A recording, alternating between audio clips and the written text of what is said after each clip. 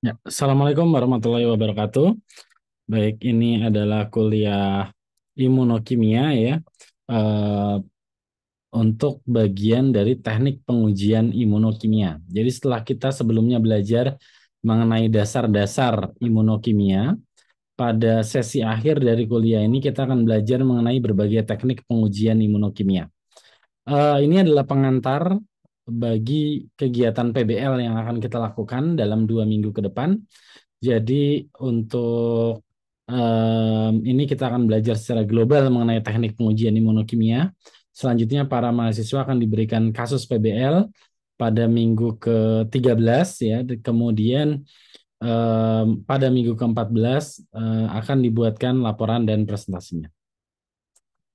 Jadi untuk teknik pengujian imunokimia ini nanti learning outcome atau yang akan dipelajari itu adalah mampu mengidentifikasi masalah dalam riset biokimia sederhana dan memanfaatkan teknik imunokimia yang sesuai untuk menyelesaikan masalah tersebut, mampu menyusun laporan tugas mandiri dan menjelaskan teknik imunokimia kepada teman kelompoknya, mampu melakukan penilaian kinerja diri sendiri maupun teman kelompok, mampu menerapkan strategi penyelesaian masalah yang bersifat open-minded. Untuk pokok bahasannya terdiri atas teknik imunokimia itu sendiri sebagai pemanfaatan antibodi sebagai alat diagnostik dan riset, kemudian berbagai teknik imunokimia, produksi antibodi poliklonal, ya, assay serologis, kemudian reaksi hematglutinasi, kromatografi imunoafinitas, RIA, ELISA, kultur sel hibridoma, produksi antibodi monoklonal, mikroskop imunofluorescens, imunohistokimia, imunopresipitasi, dan imunoblotting atau yang dikenal dengan nama Western blot. Harap perhatikan bahwa teknik-teknik ini tidak akan kita bahas secara mendetail, tapi saya mengharapkan mahasiswa akan belajar secara mandiri ya dan mempresentasikan. Kemudian apabila ada yang ingin didalami lebih lanjut, bisa kita diskusikan pada pertemuan diskusi yang akan datang. Oke, ini adalah salah satu contoh artikel tentang pemanfaatan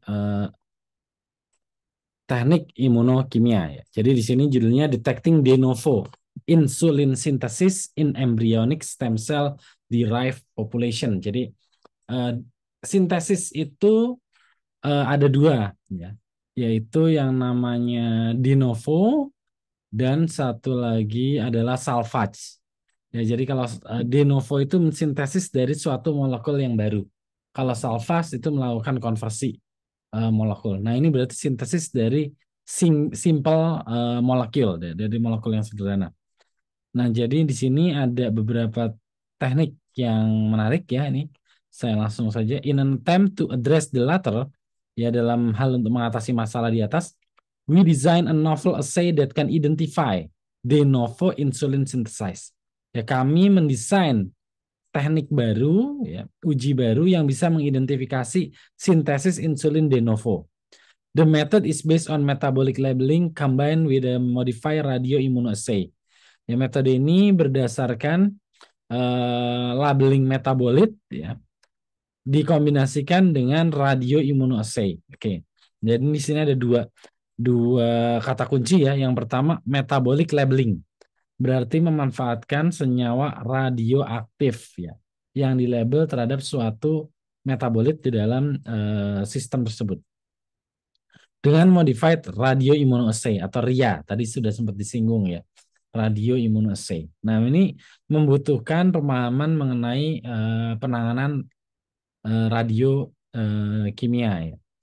And will routinely detect less than 5 picogram per microliter of the de novo insulin synthesis in LISAT from the insulinoma cell line MIN6 dan akan digunakan untuk deteksi secara rutin ya. Jadi ini digunakan untuk produksi karena rutin ya. Jadi misalnya QC ya pada proses produksi insulin.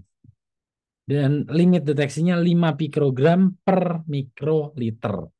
Jadi pikogram adalah 10 pangkat min 12. Kecil sekali ya. Karena memang hormon bekerjanya pada level segitu. nanogram per liter ya, 10⁻⁹ ya, atau kalau ini berarti pikogram per mikroliter, 10⁻⁹. Of the de novo insulin synthesis in LISAT ya, jadi dari sel, jadi ada disiapkan kultur sel ya, kultur sel hibridoma yang memproduksi insulin. Kemudian insulin ini setelah diproduksi itu harus dicek dulu, jangan sampai selnya udah kita lisis, kita ekstrak, ternyata dia belum produksi, rugi kita. Ya, jadi metode deteksi itu penting banget. Jadi begitu insulinnya udah dihasilkan, baru si sel itu dipanen. The assay failed to detect, in combination with other technique, including immunofluorescence staining. Dengan kombinasi menggunakan teknik yang lain, termasuk pewarnaan imunofluoresensi. Ya, jadi kalau yang tadi, yang di awal tadi, metabolic labeling dan radioimmunoassay kita tidak bisa kerjakan di biokimia IPB ya. Kita tidak punya lisensi untuk mengerjakan teknik radiasi. Nah, jadi untuk lab radiasi itu adalah lab khusus ya. Kita tidak punya. Meskipun kalau saya di Jepang sudah lulus ujian untuk penanganan senyawa radioaktif untuk aplikasi biokimia, tapi di Indonesia atau di IPB tidak bisa. Nah, untuk immunofluorescence staining, pewarnaan imunofluoresensi, ini bisa kita lakukan. Saya punya sampel, misalnya imunofluorescence yang pernah saya lakukan terkait dengan sel beta pankreas. Jadi kalau kita menggunakan histopatologi biasa, kita ambil sel pankreas, kita lihat di bawah mikroskop, kita lihat semua sel. Bingung yang mana sel pankreas? Oke, ada ini sel pankreas, ini sel beta pankreas yang produksi insulin. Itu selnya hidup nggak? Oh, ini selnya hidup. Dia melakukan metabolisme. Selnya malas nggak? Memproduksi insulin dalam jumlah cukup atau tidak? Nah, itu memerlukan immunofluorescence staining technique. Gitu. Ya, dan Western blot analysis. Nah, untuk to detect and quantify C-peptide. Ya, jadi ada peptida. Jadi immunofluorescence staining itu prinsipnya kita punya protein target, kita tentukan antibodinya, nanti sel kita itu direndam ya dalam larutan itu ya. Terus kemudian dia akan diikat tuh oleh antibodinya yang sudah dibeli pewarna. Nah, begitu kita lihat di bawah mikroskop, mikroskop fluorescence, nanti itu akan berpendar bagian dari sel itu. Itu bisa sampai ke level organel, bisa kelihatan. Tergantung spesifisitas daripada antibodinya. Nah, Western blot ya. Kalau Western blot ini untuk pemurnian proteinnya. Kita sudah pernah mengadakan pelatihannya ya pada tahun lalu kalau nggak salah akhir tahun ya. We conclude that the majority of insulin found in this differentiate ES cell culture is medium derived. Oke. Ya, jadi ini salah satu aplikasinya. Oke, ini yang advance memang. Bagaimana dengan aplikasi di industri, Pak? Ya, aplikasi di industri juga sama ya. Jadi kalau kita berbicara industri ya, yang pertama adalah industri farmasi, tentu saja dalam proses produksi rekombinan seperti insulin, growth hormone, interferon dan lain-lain. Kemudian industri kesehatan seperti misalnya jasa lab klinis. Itu powerful banget sekarang, yang namanya ELISA itu powerful banget buat mengecek berbagai macam penyakit. Oke, nah itu tadi yang kompleks, yang sederhana, yang sudah sehari-hari. Nah ini rapid test. Ya, oke. Seperti kemarin itu rame banget pandemi COVID-19, rapid test COVID-19. Jadi sebelum adanya cek ini cek antibody ya, antibody. Sebelum cek antigen ya, ini cek antigen ya. Jadi sebelum ada ini itu yang dicek itu adalah antibody. Jadi diambil darah, dicek ada nggak antibodinya. Tapi itu nggak spesifik. Karena kalau sampai terbentuk antibody, sebetulnya tubuh sudah menang. Gitu. Ya, virusnya sudah selesai, sudah kalah. Ya, tapi justru kan kita mau cek di awal. Jadi yang dicek apa? Virusnya, antigennya. Nah ini cek antigen. Nah antigen ngeceknya pakai apa? Pakai antibody. Jadi dibuat suatu antibody. Nanti kita akan diskusikan mengenai hal itu. Yang akan bereaksi terhadap antigen. Nah antigen itu apa? Proteinnya, virusnya. Jadi nanti kalau ada stripnya, ada garisnya, itu berarti positif. Nah prinsip yang sama bisa dipakai untuk hal yang lain. Uji denggi, uji malaria, Bahkan yang paling simpel adalah tes kehamilan. Nah, khusus tes kehamilan ini menarik ya, karena sekarang harganya itu sudah murah. Jangan pada beli kalau belum waktunya. Ya, jadi untuk tes kehamilan itu harganya itu sekarang sudah murah ya, bahkan ada yang cuma 20.000 gitu satu packnya. Jadi itu isinya apa sih? Itu isinya adalah antibody terhadap suatu protein yang namanya HCG, Human Choriogonadotropin, HCG. Ya, jadi protein ini ada pada urin ibu-ibu yang sedang hamil. Protein ini adalah suatu instruksi ya hormon ya, yang akan menginstruksikan adanya pertumbuhan sel atau pembelahan sel. Dengan deteksi terhadap protein ini, maka menunjukkan bahwa oh ini sedang terjadi proses kehamilan, ada pembelahan sel. Dan ini spesifik ya, ini spesifik. Artinya gini, eh, tes strip atau tes spek yang untuk manusia bisa nggak dipakai untuk hewan? Nggak bisa. Hormonnya sama, kelas hormonnya sama, tetapi urutan asam aminonya ada perbedaan. Dan antibodi tidak bisa mendetek perbedaan itu. Karena antibodi bekerja sangat spesifik. Jadi kalau kita mau buat untuk hewan, apa misalnya untuk kucing ya, kita harus buat lagi. Kita harus bikin lagi antibodinya. Gitu. Nah, ini yang pernah saya lakukan riset sebelumnya. Misalnya saya pernah membuat waktu itu kerjasama ya dengan dosen dari biologi. Kita buat nih bagaimana untuk deteksi urin pada kehamilan pada orangutan. Nah, ini menarik ya. Oh, apa pentingnya deteksi kehamilan pada orangutan? Ya, karena orangutan itu untuk terjadinya kehamilan itu kan lama. Anaknya juga cuma satu gitu. Jadi sangat mudah untuk terjadinya kepunahan. Makanya kalau ada orangutan yang hamil itu harus kita lindungi. Jadi itu harus dideteksi. Nah, tapi ini tentu tidak mudah ya seperti manusia. Cek urinnya gitu. Orangutan kan susah. Ya. Jadi, tapi ini salah satu yang waktu itu riset yang kami sudah lakukan. Nah, kesulitannya lagi adalah eh, tidak seperti manusia kita bisa mengambil urin segar. Kadang kita tidak bisa mengambil urin segar, tapi yang udah kering. Nah, itu ada tekniknya lagi. Jadi dari urin kering itu, kita larutkan lagi, kita ekstrak tuh proteinnya, HCG-nya. Baru kita reaksikan terhadap test strip. Gitu, jadi larutkan lagi. Oke, itu sekilas saja ya untuk. Tapi kalau ada yang mau melanjutkan riset itu sih boleh juga. Oke, ini lanjut lagi ya. Nah, kemudian ini struktur ini sudah kita pelajari ya kemarin ini struktur antibody. Ada light chain sama heavy chain seperti ini.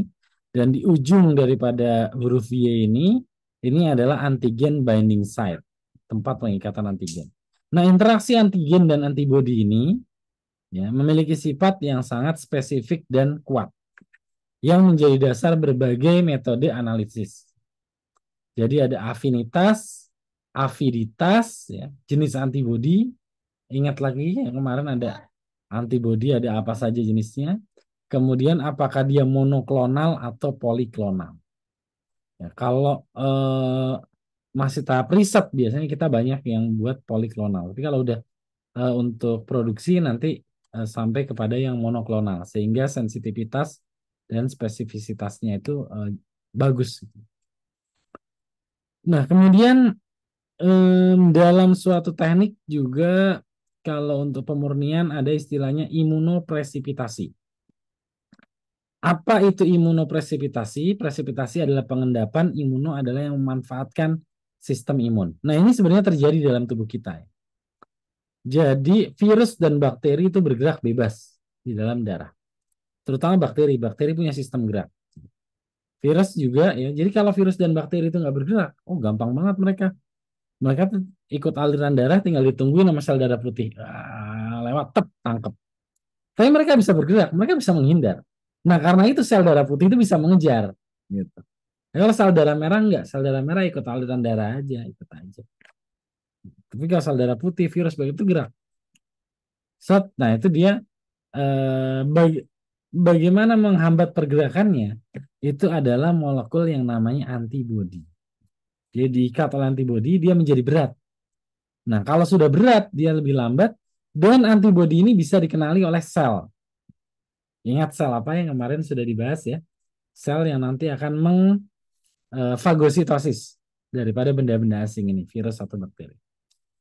Difagosit. Nah, itu dibantu oleh adanya antibodi. Nah, teknik ini, pengikatan antibodi ini bisa kita manfaatkan secara in vitro. Misal kita punya suatu antigen di dalam suatu campuran, misalnya kita punya virus ya atau protein ya, ini campuran protein. Nah, protein yang mau kita isolasi yang mana nih?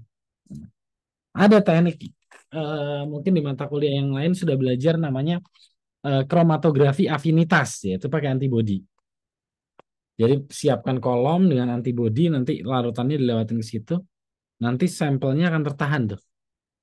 Protein of interestnya, protein yang diinginkan tertahan, protein lain keluar duluan. Nah setelah itu baru kita wash, baru kita dapat protein yang kita inginkan. Nah hanya saja kelemahannya, kromatografi kolom afinitas itu adalah jenis kromatografi yang paling mahal dibandingkan teknik kromatografi lainnya. Nah yang lebih murah bagaimana? Ya ini, sentrifuge. Sentrifuge kan murah, cuma tinggal diputar gitu doang. No, dan tabungnya bisa dipakai berulang kali. Nah, reaksinya apa? Kita kasih antibodi. Begitu sampel ini diberi antibodi, maka antigen akan berikatan dengan antibodi, membuat suatu agregat partikel yang lebih besar. Dan itu berat. Begitu di sentrifuge, dia akan mengendap di bawah. Nah, setelah mengendap di bawah, supernatannya dibuang, sisa peletnya. Peletnya dilarutkan lagi ya dengan wash buffer sehingga protein yang kita inginkan terlepas. Ini sama seperti yang kromatografi afinitas, dicuci sehingga protein yang diinginkan terlepas. Terus disentrifuge lagi. Nah, disentrifuge antibodi itu berat, makanya antibodi mengendap. Nah, protein yang kita inginkan ada di supernatan. Ini kalau kita lihat jurnalnya 2019, tekniknya lumayan baru. Jadi ini tekniknya lumayan baru. Nah, pembatas pada uji-uji yang saya sampaikan ini adalah ketersediaan antibodi. Tapi nanti kita akan bahas bagaimana cara kita memproduksi antibodi. Ya, kromatografi afinitas. Anti-X antibody bound to insoluble beads. Ya, jadi kita buat beads biasanya avidin biotin ya, suatu protein yang agak berat ya, biotin avidin gitu. Nanti kita ikatkan antibody di situ. Ya. Nah, ini nanti kalau dicampurkan dengan apa namanya sampel yang berisi beragam protein. Nah, ini kita wash. Nah, ini keluar duluan nih protein yang lain. Nah, antigen yang kita inginkan tertahan. Setelah itu di wash, baru antigen yang kita inginkan kita peroleh. Jadi sama kayak kita misal tadi di awal ya mau memproduksi insulin. Saya punya sel, ragi misalnya, atau bakteri, Pichia. Sekarang yang populer itu pakainya namanya Pichia pastoris. Yaitu diintroduksi gennya insulin, dia akan produksi insulin, sudah selesai diambil, diekstrak, itu kan isinya campuran. Ada enzim-enzim di situ, ada macam-macam di situ. Nah, gimana cara pemisahannya? Ya ada dua cara, mau pakai imunopresipitasi atau mau pakai ini, imunoafinitas. Kalau buat produksi, imunoafinitas lebih disukai karena dia reusable. Tapi buat riset, imunopresipitasi itu lebih murah.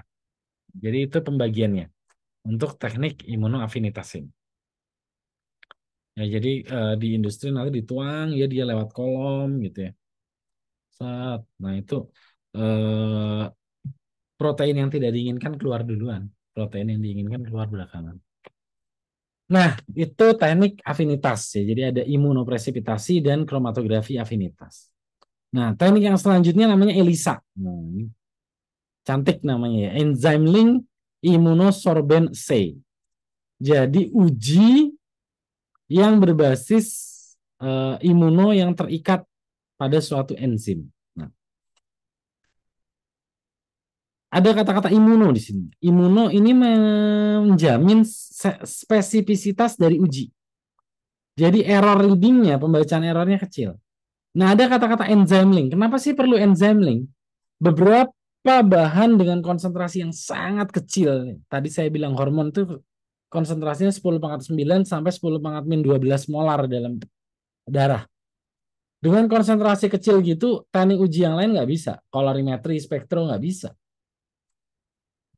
Bahkan pakai MS ya, itu akan berat kalau dia molekulnya apalagi besar gitu, nggak kebaca. Nah makanya pakai teknik ELISA ini. Jadi enzim itu berfungsi untuk cascade atau memperbanyak sinyal. Tekniknya misalnya yang pertama tambahkan sampel dan diinkubasi. Yang kedua add blocking agent. Ya, jadi um, uji ini dilakukan pada plat ELISA. Mikroplat itu sering dipakai kayaknya di kampus kita udah praktikum pasti pernah pakai itu. Mikroplat yang bentuknya plat yang dari plastik polistiren transparan ya biasanya. Itu sebetulnya aslinya adalah untuk ELISA. Nah, kalau kita pakai untuk antioksidan, DPPA segala macam itu sebenarnya modifikasi. Ya, tapi itu aslinya untuk ELISA. Nah, protein itu dia menempel pada plat gelas atau plat plastik. Nah, untuk mencegah sampel atau antibodi menempel, maka ditambahkan yang namanya blocking agent. Biasanya pakainya kasein. Ya, jadi kasein akan menempel pada dinding-dinding. Nah, sehingga protein yang kita inginkan, antibodi yang diinginkan, dia akan larut. Kalau nggak pakai blocking gimana? Pembacaannya akan bias. Karena sampel yang kita inginkan bisa saja menempel di dinding, bukan bereaksi dengan preaksinya nanti. Tambahkan antibodi primer dan diinkubasi. Terus tambahkan antibodi sekunder. Nah, apa bedanya antibodi primer dan antibodi sekunder? Antibodi primer itu mengidentifikasi sampel senyawa yang diinginkan, tak diikat. Antibodi sekunder dia membawa enzim.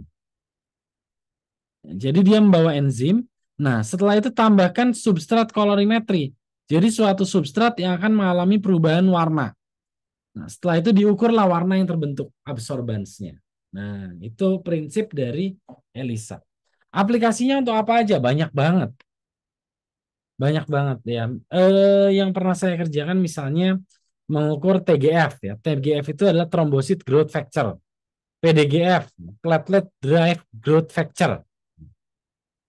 Kedua ini adalah hormon yang berperan pada proses pembekuan darah. Pada beberapa individu konsentrasinya sangat rendah sehingga pembekuan darah terhambat. Ya kalau pada orang yang normal itu genetik ya, genetik dia rendah sehingga darahnya sukar membeku. Mungkin kalau pernah dengar hemofilia ya, itu salah satu faktor itu bisa hilang. Atau pada kondisi yang lain itu pada kondisi kecelakaan berat. Misalnya kecelakaan yang sampai kelihatan tulangnya gitu ya. Itu faktor pembekuan darahnya seringkali hilang. Makanya darahnya nggak bisa beku. Karena faktor pembekuannya hilang. TGF, PDGF itu hormon-hormon yang konsentrasinya kecil pada keluar semua. Nah, itu dia harus dibantu gitu dari luar. Jadi plasternya itu mengandung hormon. Nah, pada yang lain misalnya saya pernah juga pakai untuk mengukur testosteron. Nah, testosteron konsentrasinya kecil. Jadi mengidentifikasinya bagaimana? Pakai ELISA. Jadi kalau kita riset misalnya tentang kejantanan, ya salah satu parameter yang paling valid itu adalah testosteron. Nggak bisa bohong orang. Nggak bisa bohong kan kalau misalnya ditanya, wah apakah Anda impotensi? Pasti jawabannya tidak gitu. Tapi kalau kita ambil darahnya, kita ukur testosteron, nggak bisa bohong. Gitu ya. Konsentrasi testosteron itu pakai ELISA. Termasuk di lab-lab klinis ya, uji kesuburan. Biasanya yang diukur adalah konsentrasi testosteron. Kalau perempuan nggak perlu diukur karena estrogen dan progesteron itu siklus dia, naik turun. Biasanya kalau perempuan permasalahannya adalah di anatomi ya, misalnya apa itu namanya rahimnya, tuba falopi dan lain-lain atau reaksi alergi, ada antibodi juga di situ ya terhadap sperma ya. Tapi kalau di laki-laki itu misalnya testosteronnya kurang, gitu. Sehingga kemana-mana tuh nanti pematangan spermanya dan lain-lain. Itu ujinya pakai yang namanya ELISA. Jadi kalau kalian mau mengukur sesuatu yang konsentrasinya kecil, ELISA adalah tools yang paling kuat. Dan ini banyak ya dari luar ya, dari prodi yang lain atau bahkan dari luar IPB pada ke biokimia IPB untuk belajar ini ELISA. Karena kita yang paling powerful di situ. Ya seenggaknya eh, cukup pede lah. Ya, bahkan dari beberapa universitas yang negeri yang besar-besar juga banyak yang kita. Oke, itu adalah ELISA. Jadi Ini salah satu teknik yang betul-betul bisa dijual oleh lulusan biokimia nih, ELISA ini. Nah, selanjutnya Western blot. Western blot. Jadi teknik blotting itu ada 3. Northern blot itu untuk DNA, Southern blot itu untuk RNA, dan Western blot itu untuk protein. Nah, yang kita pelajari di sini adalah Western blot ya, untuk protein. Nah, bagaimana sih teknik Western blot itu sebetulnya? Jadi gini, kalau ini sebetulnya nanti ada hubungannya dengan ini ya, dengan yang tadi ini. Nah, ini. Bagaimana cara buat strip test ini? Pakai Western blot. Pakai Western blot. Jadi tadi saya bilang strip test itu isinya adalah antibody. Nah, dari mana tuh antibodinya? Ya, jadi misalnya antibody ini saya produksi, katakanlah gini, saya punya suatu protein atau oke lah, misalnya COVID ini misalnya. Ya. Jadi kita isolasi virus COVID-nya, kita hilangkan material genetiknya, tinggal proteinnya aja, sehingga dia tidak berbahaya. Ya. Tinggal kapsulnya aja. Kemudian kapsulnya ini kita injeksi biasanya ke kelinci. Tapi ini simpelnya aja. Tapi kalau risetnya nanti sebenarnya lebih rumit. Kita injeksi ke kelinci misalnya, kita suntik. Nah, protein yang tadi akan dibaca oleh kelinci sebagai benda asing. Sehingga kelinci akan membuat antibodi terhadap protein COVID tadi misalnya.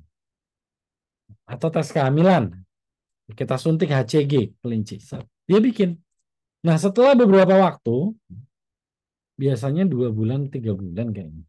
Nanti kita ambil tuh darahnya kelinci itu. Nah, setelah kita ambil darahnya ada antibodi di situ.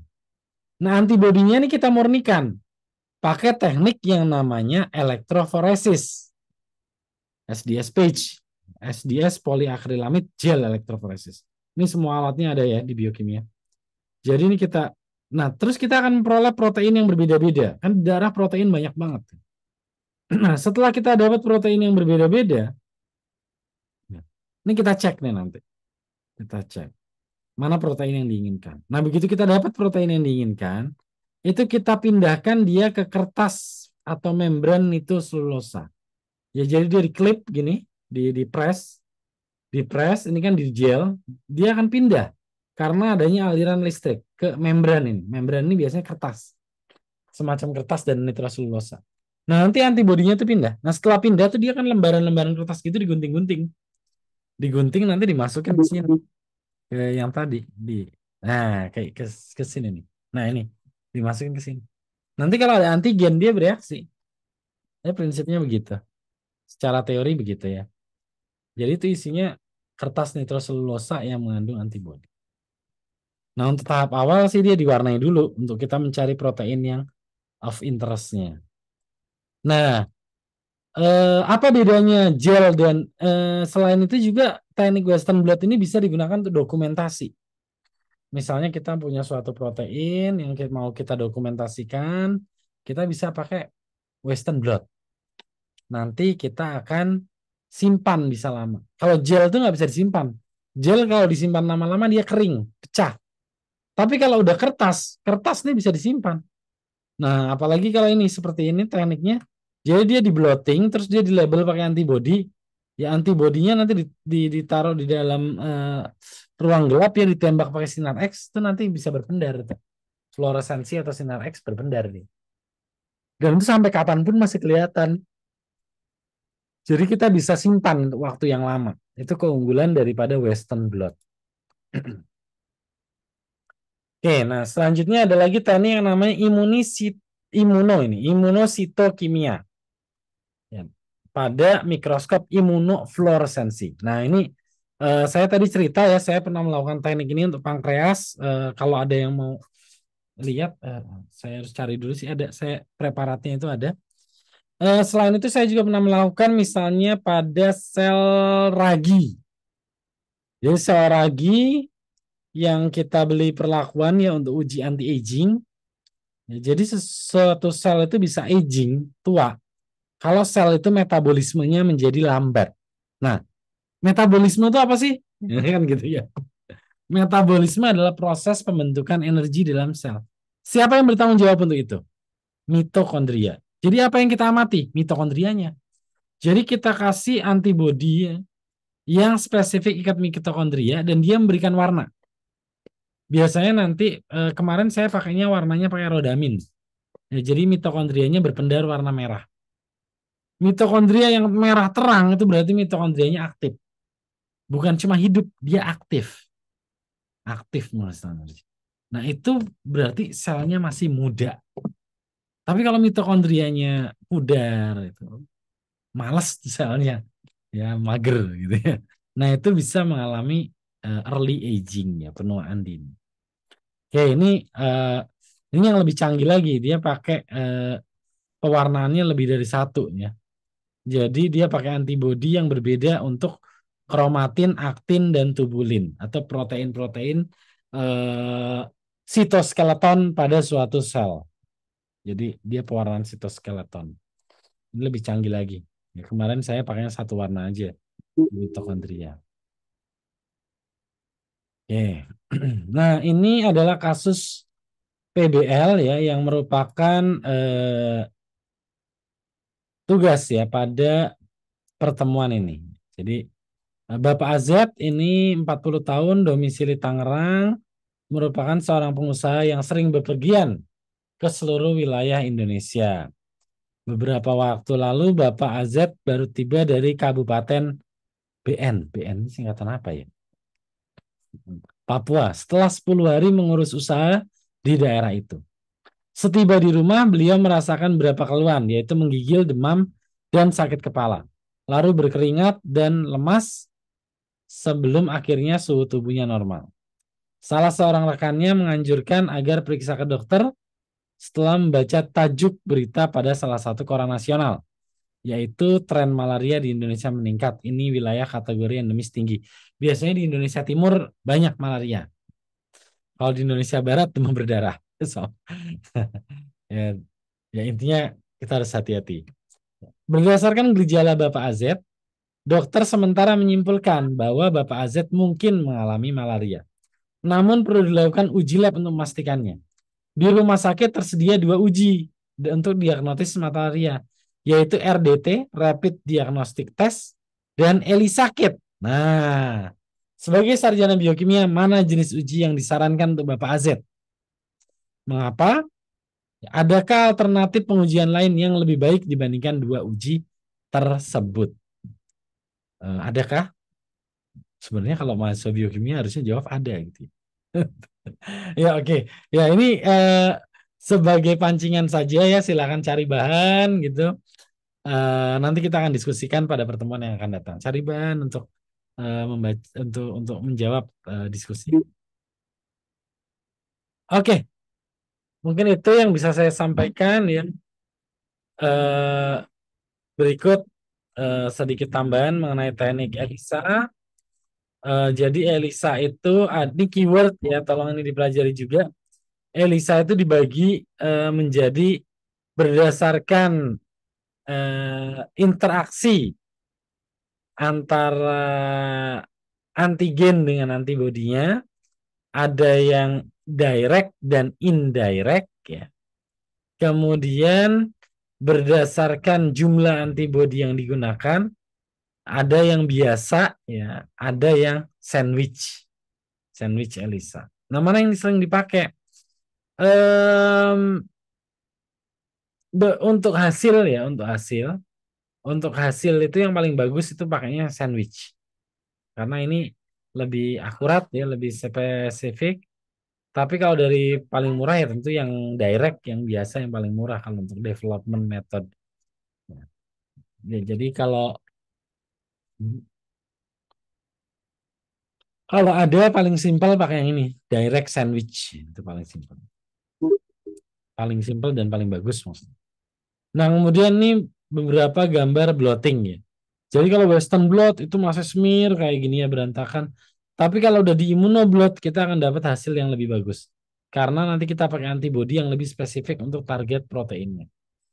Ya, jadi ini contohnya pengerjaan elektroforesis yang dilanjutkan dengan Western blot. Jadi pindahkan ke membran nitroselulosa. Oh iya, Western blot ini ngerjainnya lama. yang lama.